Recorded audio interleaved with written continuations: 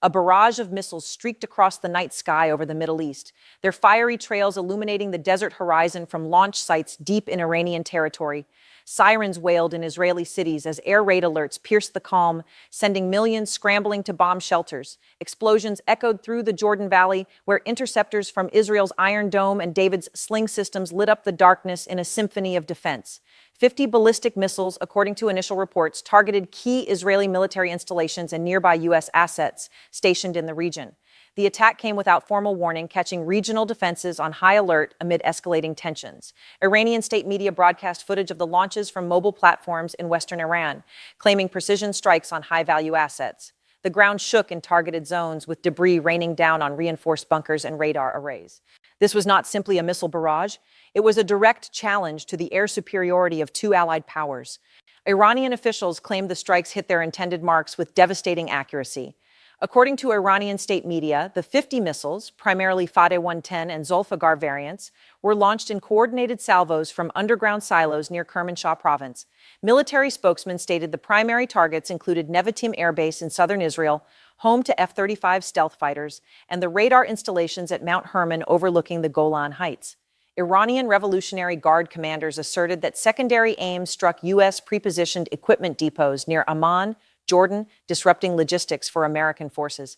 This operation, dubbed True Promise III, demonstrates Iran's hypersonic capabilities and pierces the myth of untouchable skies, one IRGC general declared in a televised address. Tehran framed the action as retaliation for recent Israeli airstrikes on Syrian proxies and U.S. naval patrols in the Strait of Hormuz. Symbolically, officials said it signals Iran's resolve to deter aggression from the Zionist entity and its American backers, vowing further escalations if provoked. Strategically, they positioned it as a test of multi-layered defenses, proving domestic missile tech could overwhelm even advanced systems. But the story quickly became far more complicated. Before we break down the Israeli and U.S. counter-narratives, make sure you hit the like button and subscribe to the channel so you never miss the latest dramatic developments shaping global geopolitics. Israeli authorities stated that the vast majority of the Iranian missiles were intercepted or fell short of their targets.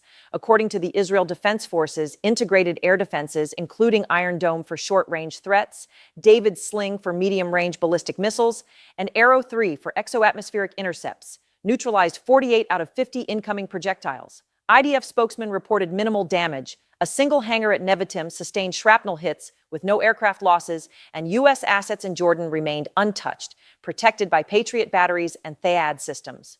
Iran's barrage was a failure, Israeli Prime Minister's office said in a statement, attributing the low success rate to real-time intelligence from U.S. satellites and over-the-horizon radars.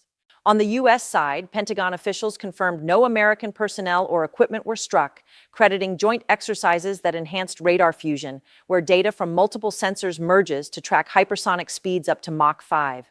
Air defenses operate by layering. Short-range interceptors explode near threats with proximity fuses. Longer-range systems use hit-to-kill kinetics in space. Between these narratives lies a complex reality that analysts are still working to understand. What makes Nevatim Airbase and Mount Hermon radar so critical? Nevatim, located in the Negev desert, serves as Israel's primary hub for F-35I Adir stealth jets, which conduct deep strike missions into Syria and Lebanon. These fifth-generation fighters enable air dominance, carrying precision-guided munitions that neutralize Hezbollah rocket sites or Iranian supply lines. Attacking it threatens Israel's offensive reach, potentially grounding squadrons vital for regional deterrence. Mount Hermon, straddling the Israeli-Syrian border, hosts advanced early warning radars scanning 300 kilometers into hostile airspace, feeding data to the Arrow network.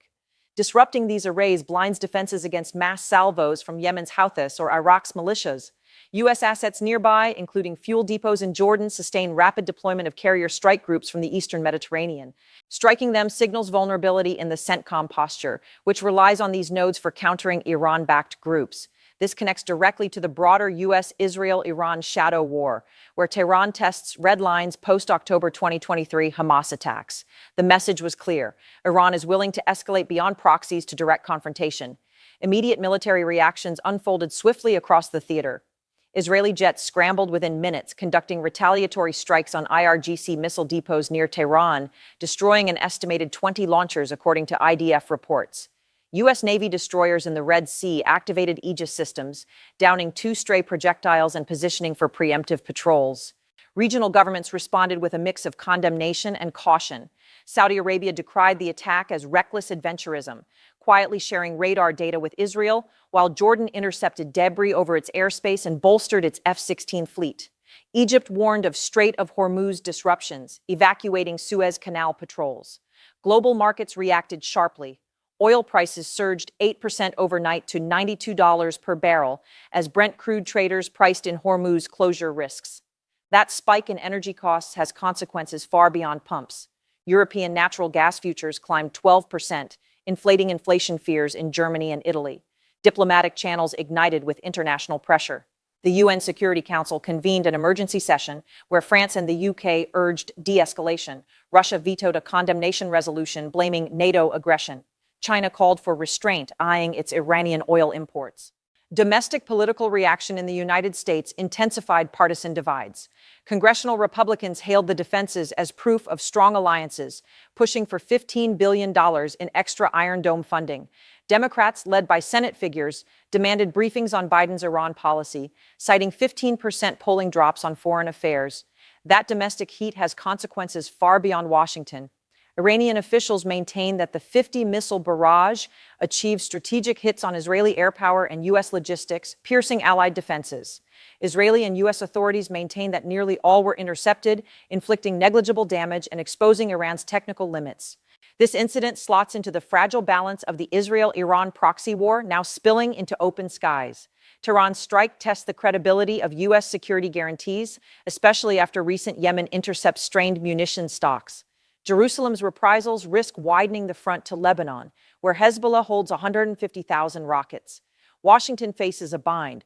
Robust support bolsters deterrence but invites accusations of endless wars. Analysts note the timing aligns with stalled nuclear talks, where Iran enriches uranium to 60%, near weapons grade.